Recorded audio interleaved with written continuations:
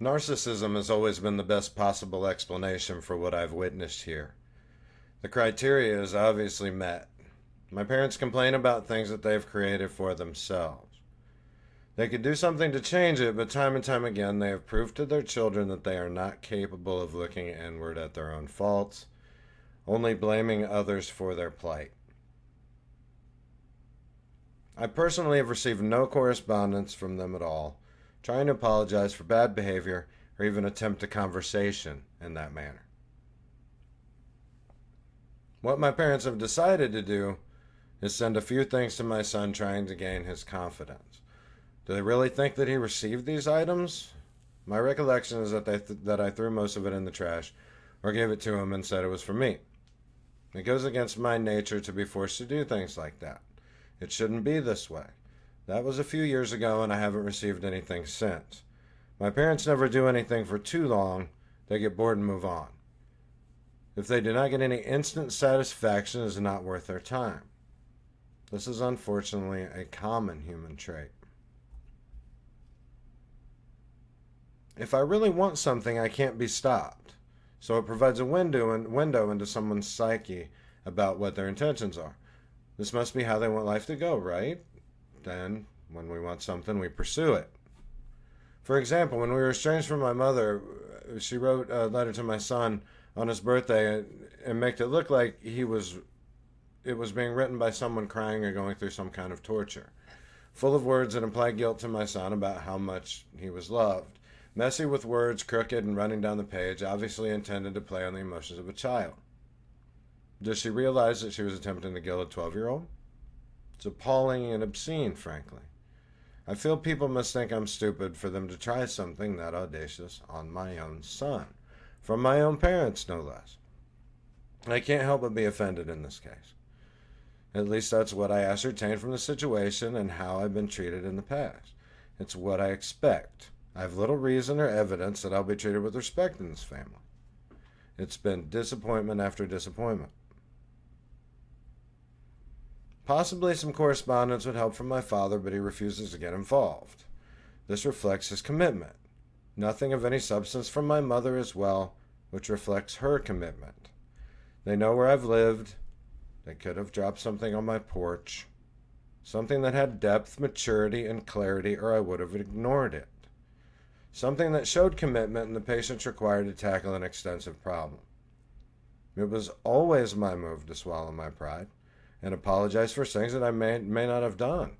In the end, I was simply blamed for walking away. My father once said he didn't understand why his children left him. I didn't have the heart to tell him if he couldn't figure that one out on his own. The only things I do see are sorry attempts to guilt my sister via email, not understanding her in the least bit, not loving her, just making her feel worse. They think my sister's going to wait on them forever. The gears are turning and their time is running out, just as it did with me. She really does love her mother and father. She can see past all the ignorance and bury the hatchet. She's better than the lot.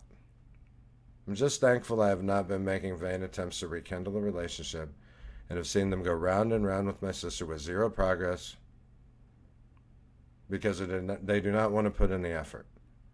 She is, in fact, putting in the effort. They've really hurt her. It is quite disappointing to see two grown adults such as them behave in such a way. Two adults should be loving and understanding with their adult children. In our case, we have been failed, then held responsible for their mistakes.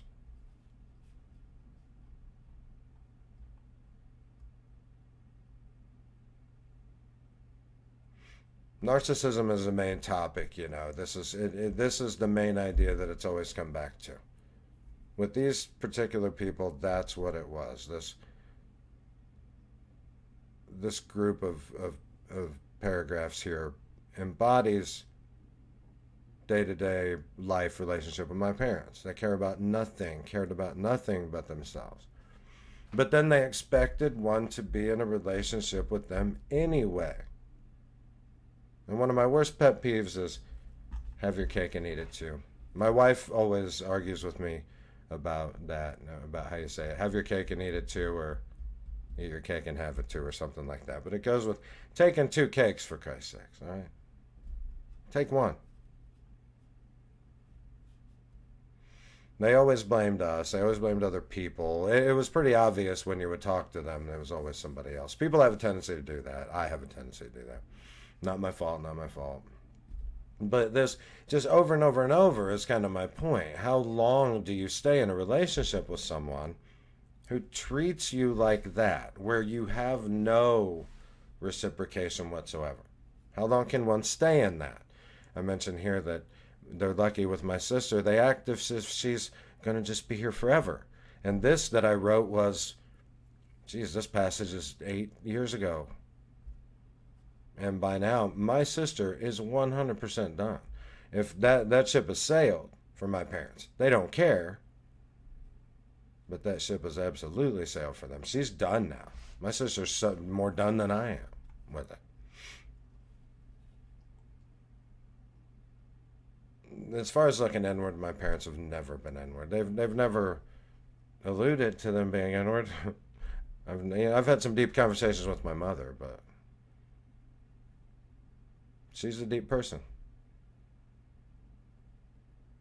She's also a manipulative person. She would send him gifts, my son gifts, when he was young, and there was this one letter that she had sent that visibly, more so, like if you were crying writing a letter, it looked more so like it was being shown that someone was crying writing a letter. The words were all crooked, and I swear there was probably like tears or water on the page of some kind. And I just, as much as I wanted to take that seriously, I just couldn't. My mother did stuff like that.